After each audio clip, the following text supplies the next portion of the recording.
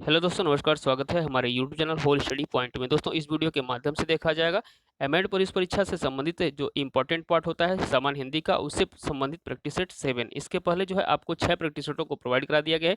यदि आपने उन सभी 6 प्रैक्टिस सेटों को नहीं देखा है तो होल स्टडी पॉइंट के प्लेलिस्ट में एक सामान्य हिंदी प्रैक्टिस सेट के नाम से प्लेलिस्ट है, वहाँ से आप विजिट करके सभी प्रैक्टिस सेटों को देख सकते हैं। तो दोस्तों, बने रहिएगा शुरू से लेकर के अंत तक।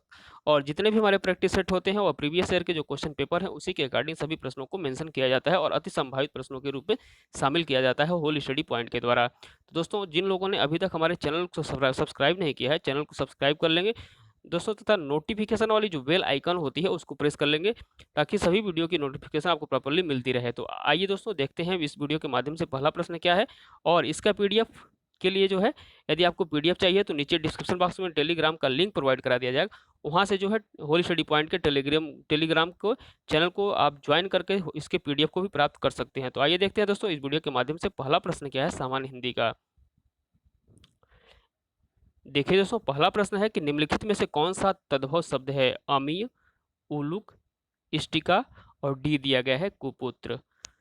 तो दोस्तों, इसका सही उत्तर क्या हो जाएगा। तद्भव शब्द पूछा जा रहा है आपसे, विकल्प आपका ए सही उत्तर है। अमीय जो है यह तद्भव शब्द है। यदि हम इसके तत्सम की बात करें तो इसका तत्सम होता है अमृत। याद रखेंगे, अमृत होता है। बात करेंगे विकल्प बी की, उलक जो होता है, उलक तत्सम शब्द है और इसका तद्भव हम बात करेंगे तो तद्भव उलक का हो जाएगा उल्लू।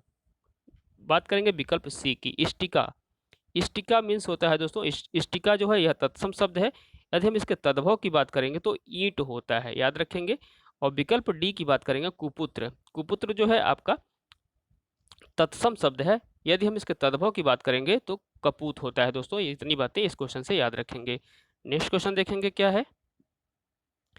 अहेर शब्द का तत्सम रूप है अरहर, अहीर, आषाढ़ और डी दिया गया है आखेट। तो दोस्तों, इसका सही उत्तर क्या हो जाएगा। विकल्प डी, आखेट होता है अहेर शब्द का तत्सम। याद रखेंगे भी, इससे संबंधित इतनी बातें। अहेर का क्या होगा, अहेर का जो होता है तत्सम आखेट होता है। नेक्स्ट क्वेश्चन देखेंगे दोस्तों क्या है। दोस्तों, कमेंट करके बताइएगा कि आपके कितने क्वेश्चंस 25 में सही हुए हैं, कितने क्वेश्चंस। ठीक है, देखते हैं। सुमित्रा में प्रत्यय होगा आ, अ, इत्रा और डी जो है त्रा। तो दोस्तों, सुमित्रा आ रहा है, इसलिए इसका प्रत्यय क्या होगा, विकल्प ए इसका सही उत्तर हो जाएगा। नेक्स्ट क्वेश्चन देखेंगे क्या है। दिया गया है कि इनमें से क्या उपसर्ग नहीं है। अ, चीर, प्रति और डी दिया गया है ई का। तो दोस्तों, पूछा जा रहा है उपसर्ग क्या नहीं है। तो विकल्प आपका डी देख पा रहे हैं, जो यह प्रत्यय दिया गया है ई का प्रत्यय, यह प्रत्यय है। और बाकी के जो है अ, चीर और प्रति, यह उपसर्ग की श्रेणी में आते हैं। तो इतनी बातें याद रखिएगा। नेक्स्ट क्वेश्चन देखेंगे दोस्तों। योगदान में कौन सा समास है। अव्ययी भाव, तत्पुरुष, कर्मधारय और डी दिया गया है बहुव्रीहि समास। तो दोस्तों, योगदान में कौन सा समास है। तो इसका हम यदि समास विग्रह कहेंगे तो या हो जाएगा योग का दान। तो योगदान कहलाता है, इसमें कारक विभक्ति का आ रही है। इस तरह से हम देखें तो विकल्प आपका तत्पुरुष समास बी सही उत्तर हो जाएगा। नेक्स्ट क्वेश्चन देखेंगे दोस्तों। पूछा जा रहा है कि देशांतर में कौन सा समास है। द्विगु समास, द्वंद्व समास, कर्मधारय समास और डी दिया गया है बहुव्रीहि समास। तो दोस्तों, देशांतर में जो है समास है आपका विकल्प सी, कर्मधारय समास है देशांतर में। नेक्स्ट क्वेश्चन देखेंगे क्या है। पावन का संधि विच्छेद होगा। पावन का संधि विच्छेद पूछा जा रहा है क्या है। पा धन वन, प धन आवन और सी दिया है पौ धन अन और डी दिया गया है पो धन अन। तो दोस्तों, इसका सही उत्तर क्या हो जाएगा। इसका सही उत्तर हो जाएगा विकल्प सी, पावन का जो होता है पौ धन अन होता है। और यदि हम इसके संधि की बात करें तो यह जो है अयादि स्वर संधि है, याद रखेंगे। बहुत ही इंपॉर्टेंट होता है, पावन, पवन, पावक, ये सब जो है अयादि संधि की श्रेणी में आते हैं। नेक्स्ट क्वेश्चन देखेंगे दोस्तों क्या है। निर्धन में कौन सी संधि है। व्यंजन, विसर्ग, अयादि और डी दिया गया है यण संधि। तो दोस्तों, निर्धन का यदि हम संधि विग्रह करेंगे तो निधन क्या हो जाएगा, धन हो जाएगा। तो इस तरह से हम यहाँ पे विसर्ग आ रहा है, तो आपका जो है विकल्प आपका बी सही उत्तर है, विसर्ग संधि होती है। जैसे दोस्तों, निर्धन, निर्जन, इसमें जो है विसर्ग संधि होती है। नेक्स्ट क्वेश्चन देखेंगे दोस्तों क्या है। जिन शब्दों की उत्पत्ति का पता नहीं चलता है उन्हें कहा जाता है विदेशज, देशज, तत्सम और डी दिया गया है तद्भव। तो दोस्तों इसका सही उत्तर क्या हो जाएगा? विकल्प सी सॉरी दोस्तों, विकल्प जो है आपका बी सही उत्तर हो जाएगा। जिन शब्दों की उत्पत्ति का पता नहीं चलता है उन्हें कहा जाता है देशज शब्द। यदि हम देशज शब्दों की बात करें तो झाड़ू, पगड़ी, लोटा, ये सब जो हैं आपके देशज शब्द हैं। नेक्स्ट क्वेश्चन देखेंगे दोस्तों क्या है। रसाल शब्द का अर्थ है आम, केला, पक्षी और डी है चमक। तो रसाल शब्द का क्या अर्थ होता है? तो दोस्तों रसाल मीन्स होता है आम, यानी रसाल का पर्यायवाची है ये आम। नेक्स्ट क्वेश्चन देखेंगे। बिडौला का पर्यायवाची शब्द है नक्षत्र, अप्सरा, इंद्र और डी दिया गया है पत्थर। तो दोस्तों बिडौला शब्द पर्यायवाची है किसका? इंद्र की पर्यायवाची है। इसका विकल्प जो है आपका सी सही उत्तर हो जाएगा। आइए मैं बता देता हूं आपको इंद्र की पर्यायवाची कौन कौन सी है। माधवा, वासव, देवराज, पुरंदर और सीचपति, ये जो होते हैं इंद्र के पर्यायवाची होते हैं। और इसके अलावा बिडौला भी जो होता है यह इंद्र का पर्यायवाची है। नेक्स्ट क्वेश्चन देखेंगे। पूछा जा रहा है ऋजु का विलोम है, वेरी वेरी इंपॉर्टेंट क्वेश्चन है। ऋजु का विलोम शब्द क्या होगा? सीधा, सरल, त्रिकोण और डी दिया गया है वक्र। तो दोस्तों इसका सही उत्तर क्या हो जाएगा? ऋजु का जो विलोम शब्द होता है, विकल्प आपका डी सही है, वक्र होता है। यदि हम विकल्प बी की बात करेंगे तो सरल का जो होता है कुटिल या कठिन विलोम शब्द होता है। बात करेंगे विकल्प ए की, सीधा का विलोम क्या होता है? उल्टा होता है। नेक्स्ट क्वेश्चन देखेंगे दोस्तों। सकल, सकल का अर्थ क्या होता है? कला और कृति, सन और संबत, संपूर्ण और अंश, डी दिया गया है सबल और निर्बल। तो दोस्तों सकल मीन्स होता है संपूर्ण और एक सकल मीन्स जो होता है वह होता है अंश या टुकड़ा। तो इसलिए विकल्प आपका सी सही उत्तर हो जाएगा। नेक्स्ट क्वेश्चन देखेंगे क्या होगा। प्रसारण का विलोम शब्द है प्रतिदिन, आरक्षण, आकुंचन और डी गया है संदर्शन। तो दोस्तों समदर्शन, आकुंचन। तो दोस्तों इसका सही उत्तर हो जाएगा प्रसारण का जो विलोम शब्द होता है वह आकुंचन होता है। विकल्प आपका सी सही उत्तर है। यदि हम आकुंचन के अलावा भी जो होता है एक शब्द होता है प्रसारण का सकुंचन। सकुंचन और आकुंचन जो होते हैं यह प्रसारण के विलोम शब्द होते हैं। नेक्स्ट क्वेश्चन के देखेंगे। उच्च कुल में पैदा व्यक्ति क्या कहलाता है? धनी, सवर्ण, श्रेष्ठ और डी दिया गया है कुलीन। तो दोस्तों उच्च कुल में पैदा व्यक्ति जो होता है कहलाता है कुलीन। विकल्प आपका डी सही उत्तर है। नेक्स्ट क्वेश्चन देखेंगे दोस्तों। दिए गए वाक्यांश के लिए एक शब्द का चयन कीजिए। पूरब और उत्तर के बीच की दिशा क्या कहलाती है? आग्नेय, ईशान, वायव्य और डी दिया गया है नैऋत्य। तो दोस्तों इसका सही उत्तर क्या हो जाएगा? विकल्प बी। पूरब और उत्तर के बीच की दिशा क्या कहलाती है? ईशान कहलाती है। दोस्तों मैं यहाँ आपका कुछ समय लेना चाहूँगा और इससे संबंधित बातें जो इंपॉर्टेंट है उसको बता दे रहा हूँ।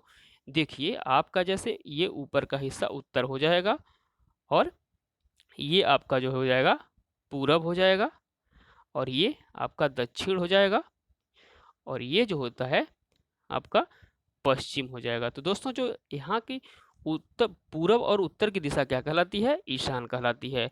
और जो पूरब और दक्षिण की दिशा होती है वह क्या कहलाती है? वह कहलाती है आग्नेय। याद रखेंगे। और जो पश्चिम और दक्षिण की दिशा होती है उसे कहते हैं नैऋत्य, यानी विकल्प डी नैऋत्य जो होता है वह दक्षिण और पश्चिम की दिशा कहलाती है।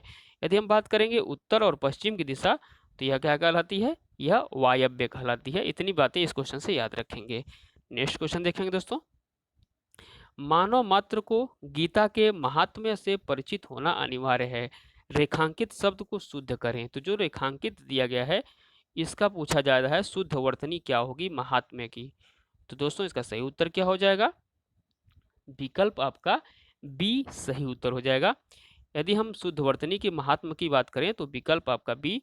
देखिए दोस्तों महा आधा तो आधा म, यह महात्म्य होता है इसका शुद्ध रूप। नेक्स्ट क्वेश्चन देखेंगे दोस्तों।